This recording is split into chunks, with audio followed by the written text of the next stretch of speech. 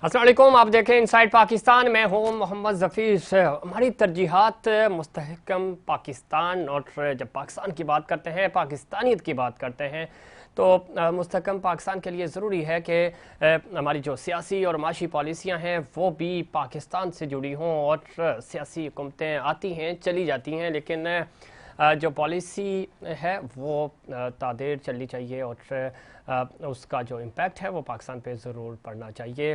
अमूमन ये होता है कि हुकूमत जब तब्दील होती है तो जो काम हैं वो भी रुक जाते हैं। ऐसा नहीं होना चाहिए, और हमेशा जो ऑप्शंस हैं वो ग्रैंड डायलॉग के लिए खुले रखने चाहिए, और ग्रैंड डायलॉग होना चाहिए। पाकिस्तान की जब हम बात करते हैं, पाकिस्तान है तो हमारी सियासत है, हमारी मैशियत है, और हम सब का जो कारोबार है वो इन चीज़ों से जुड़ा हुआ है। लेकिन ज़ाती मफाद पर कौमी मफादात को तरजीह देनी होगी और पाकिस्तान का सोचना होगा। इस वक्त जब हम मौजूदा हालात की बात करते हैं तो इस वक्त सबसे ज़्यादा हमें अपने ज़ाती मफाद से बढ़कर पाकिस्तान के मफाद का सोचना होगा और पाकिस्तान के लिए काम करना होगा। हमारी तरजीहात भी पाकिस्तान के लिए होनी चाहिए। हालिया दिनों चूँकि पिछले एक महीने के अंदर वज़ीर-ए-आज़म पाकिस्तान जनाब शहबाज शरीफ साहब ने गवादर का दूसरा दौरा किया, और गवादर जिस तरह डेवलप हो रहा है, और गवादर चूँकि सी पैक का हिस्सा है, और सी पैक का चूँकि गेटवे है गवादर, और गवादर बदल रहा है, गवादर में काम हो रहा है, तरक्याती काम हो रहा है। और जब हम गवादर की बात करते हैं, इस पूरे दौरे में शहबाज शरीफ साहब ने तामीराती कामों का जायज़ा लिया, बैनुल-अक़वामी मयार के का जो हॉस्पिटल बना उसकी तामीर के हवाले से जायज़ा लिया, मछेरों की सहूलत के लिए 200 एकड़ निरासी पर जो कॉलोनी बनी उसका जो क़याम है, साथ ही साथ 2000 समुद्री इंजन की फरहमी, ईरान से 100 मेगावाट बिजली की फरहमी, और बिजली की तरसील में ऑफ ग्रिड मनसूबों की हिस्सेदारी से इलाकाई ज़रूरत का जो परसेप्शन है, इदराक है, उसके हवाले से काम हो रहा है। साथ ही साथ पानी की फरहमी के लिए 12 लाख गैलन योमिया का जो सैलिनेशन प्लांट का मंसूबा है वो पाया तकमील को पहुंचा। ब्रेक वाटर मंसूबा, और दूसरी तरफ ग्वादर इंटरनेशनल एयरपोर्ट की तकमील हो चुकी है। और अब चूँकि इससे पहले एहसन इकबाल साहब भी बता चुके हैं कि वो इस एयरपोर्ट का अब ज़रा ऑपरेशन शुरू हो जाएगा, फ़्लाइट्स शुरू हो जाएंगी, और बड़ा खूबसूरत एयरपोर्ट है। और न सिर्फ ये एयरपोर्ट बल्कि पूरा गवादर चूँकि बलूचिस्तान की तकदीर बदलेगा, और बलूचिस्तान पूरे पाकिस्तान की तकदीर को बदलेगा।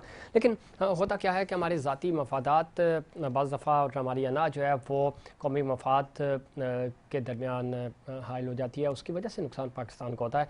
हमें इन चीज़ों को फोकस करना होगा, हमें सोचना होगा कि पाकिस्तान कैसे डेवलप करेगा, पाकिस्तान कैसे आगे बढ़ेगा। वज़ीर-ए-आज़म ने जो दौरा किया उस दौरे में एक बड़ी उन्होंने बरहमी का इजहार भी किया।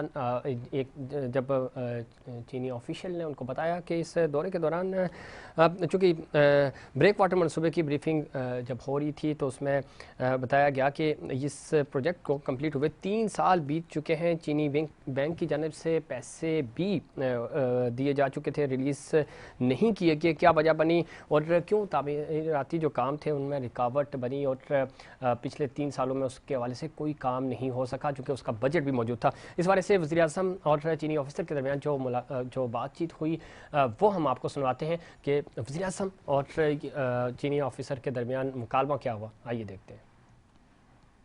The breakwater, the feasibility study is already done when Honorable Professor Iqbal is there, and unfortunately it's delayed. Even the money is ready by the time provided by China Exim Bank. Money is there. Yeah, it's a soft loan from China Exim Bank. We are taking up for 4 years. They did not take up. The money was there, and the previous government just did not for bother. For 4 years, they did not bother. And money is lying. Yeah, money is lying. The more we wait, the cost is going to go up. Yeah, sure. As you know. Yeah. We are taking up now. And the first installment is there. The money is already there, and the feasibility study is there, and the problem is just to make the process. And when was the study completed? It's not a study yet. No, the study, feasibility study. The feasibility is already done. When? It's already done 3 years ago. 3 years ago? Yeah. When professor is there.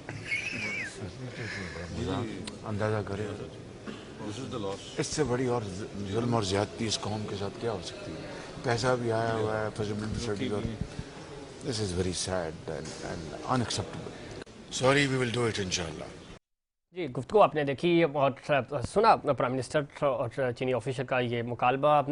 हमें कुछ भी हो सियासी इख्तलाफात अपनी जगह, लेकिन जो कौमी मफादात हैं, जो हमारे कौमी असासा है, उसको किसी भी तरह पे आपकी जो भी पॉलिसी हो, लेकिन कम अज़ कम उस पे काम नहीं रुकना चाहिए। और किसी भी तरह का ऐसा असासा जो मुल्क और कौम के लिए फ़ायदे के लिए हो, उस पे काम रोकना ये कौमी गफलत है। और कभी भी इस तरह की चीज़ें नहीं करनी चाहिए। कोई भी हुकूमत हो, काम करना, चूँकि पाकिस्तान है तो हमारी सियासत भी है और हमारी जो ज़ाती मफादात हैं, हमें और ज़ाती अना जो है उसको ख़त्म करके आगे बढ़ना होगा। चूँकि पाकिस्तान को इस वक्त इत्तेहाद की ज़रूरत है सबसे ज़्यादा, और सबसे ज़्यादा ज़रूरी है कि हम पाकिस्तान के लिए काम करें, पाकिस्तानियत के लिए काम करें। और साथ ही साथ जब हम बलूचिस्तान की बात करते हैं, ख़ासतौर पे चूँकि सी पैक की वजह से पूरे खित्ते की किस्मत बदलेगी, गवादर डेवलप हो रहा है और तेज़ी से आपने देखा कि किस तरह तरक्याती काम हो रहे हैं वहाँ पे, और काम रुकने नहीं चाहिए। हुकूमतें आती जाती हैं, इक़्तिदार आता जाता रहता है, लेकिन